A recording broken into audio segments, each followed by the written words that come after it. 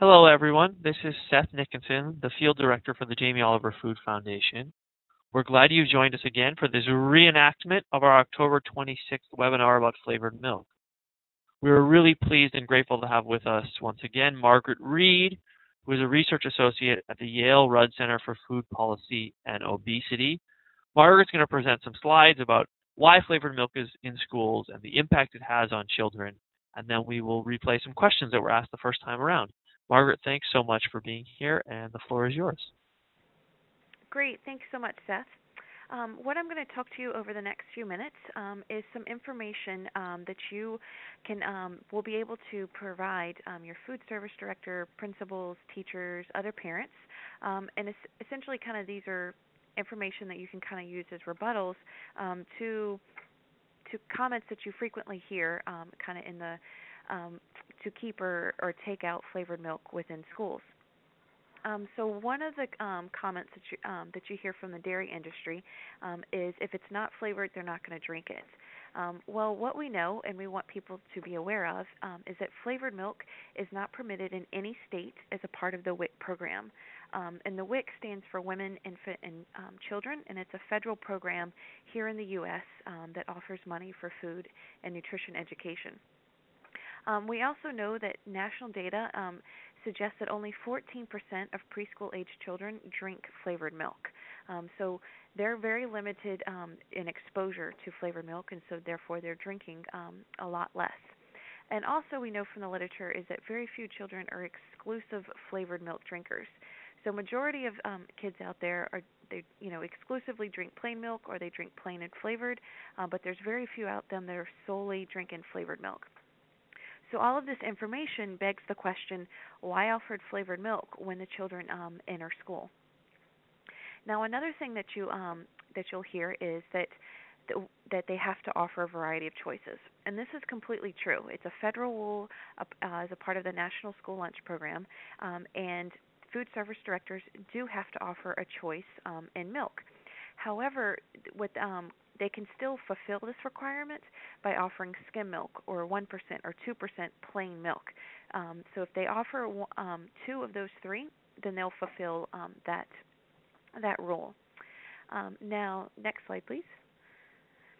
Now, in terms of calcium concerns, which is something that we must consider, but we know that again a part of the National School Lunch Program, students must take at least 3 items when they go through the lunch line in order to get for the school to get reimbursed. So what we want people to realize and to consider is when a child is not taking milk, what are they taking instead? And by this, I don't mean what other beverage are they taking, but what we want people to kind of conceptualize it is what other food items or beverage item are they taking instead? Because it could be, but we don't know, but it could be that kids, if you look at the entire meal, kids could be getting enough calcium from the entire meal. And as we know that milk is not the only source to get calcium, they can be getting it from vegetables as well. So depending upon the types of vegetables that are offered that day, it could be that if a kid doesn't drink milk, that they can still be getting enough calcium for that day. Next slide, please. Now, you'll often hear, but it's not that much sugar. Whether any type of flavored milk or even if it's a lower fat flavored milk, but it's not that much sugar. Well, next slide, please. Well, what I want you to consider is that the graph that I'm showing you right here, and I'm going to explain it kind of piece by piece. Now, if you look at the bar on the left, it's that is showing you flavored milk, how many grams of sugar is in a flavored milk, and this is a low-fat, 0.5% flavored milk. And you can see there's 11 grams of sugar. Now, the dotted lines that I have across these graphs, those are showing you the amount of grams of added sugar that a kid can, the maximum amount that a kid can consume, a boy or a girl, and their corresponding age, that they should get maximum amount for the day. Of course, we always want to fall under that amount, but this is, maximum amount. Now, let's say a kid drinks a flavored milk, a whole carton one day at lunch. Well, the very first bar graph, that's how much added sugar that they would have consumed from that 8-ounce carton. Now, the next column, let's think. So, if a kid has a flavored milk at lunch, But at breakfast earlier that day, they also had a sugared cereal, and this is like Frosted Flakes or Fruit Loops, some type of cereal like that. Well, if you combine those two, you can see that showing you how much added sugar they would have consumed for both of those. So as you can see, because the bar goes above the dotted lines for two of those groups, so most kids, before they've even left school for that day, have already surpassed the maximum amount of added sugar that they should have had. Now, if you go to the next graph, let's say they had a flavored milk, but they also had a brownie. And this is where that bar would fall. Now, this could be a brownie that they may have had at lunchtime or something they may have brought from home. So again, before they left school for the day, they've already surpassed. Or it could be a brownie that they had at at lunch. At dinner time with your family. And the last graph is showing you flavored milk plus a piece of chocolate cake that you may have had with your family dinner. And in this case, the total amount of added sugar is 61 grams, which this just goes off the chart. And as you can see, every child has now significantly surpassed the amount. Next slide, please.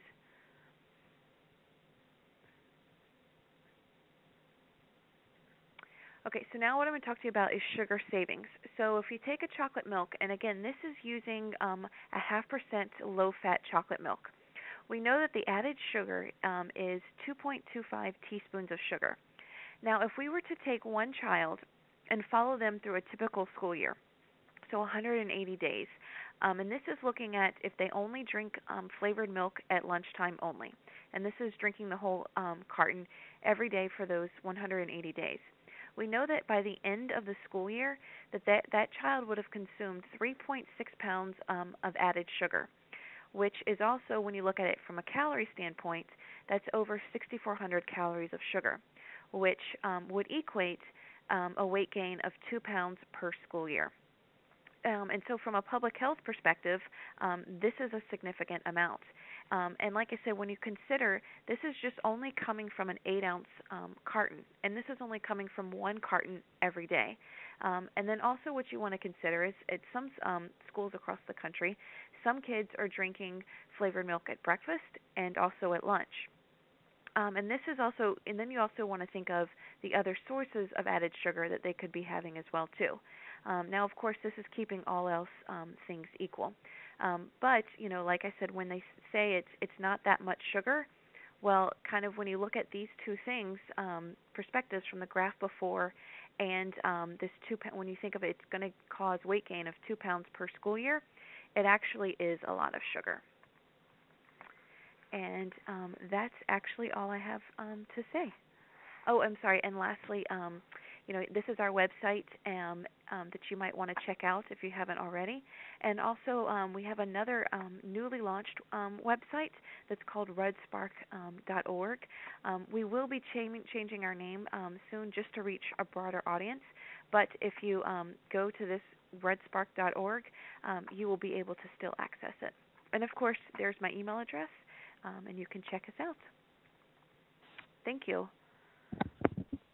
Margaret, thanks so much for clarifying the impact that sugar really does have. If I can replay for you a couple questions that people ask. What happens if a parent says or a child says they won't drink milk unless it's chocolate milk? This is something that I think everyone's facing. What is the response to that? How would you respond? Well, one, as I pointed out earlier, we know that very few kids are exclusive flavored milk drinkers. So one, we want to kind of keep in mind that it's not the norm. And second of all, you want to think of it as, one, how long has that child kind of been drinking flavored milk or been exposed to flavored milk as their option at lunchtime? So, for example, let's say you have an 8th grader or you have a child that's in high school, or in middle school. Well, from what we know, it's probably going to take that child a little bit longer for them to switch over to drinking plain milk compared to a child that's a younger age.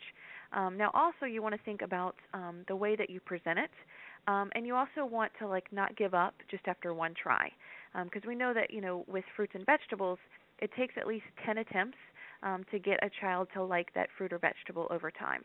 Now, of course, when I say that the 10 attempts, that doesn't mean it's foolproof. That it's going to that after 10 attempts, every child is going to, 100% of the time like something. But for the most part, after repeated exposure and trying different things, usually you'll win a child over with that food. Thanks for the advice and the approach, Margaret. And in fact, for those of you who are listening to this recording, our other recording is of Laurel Goins, a food service director, speaking directly to what it takes to encourage kids to drink the healthier milk. Margaret, really want to thank you for being with us once again on this re-recording of our webinar. And from behalf of the Jamie Oliver Food Foundation, the Rudd Center and their new Spark website are really great resources for parents and food service directors and interested community members who want to learn more about nutrition and health for kids. Thanks so much, Margaret. Great, thank you.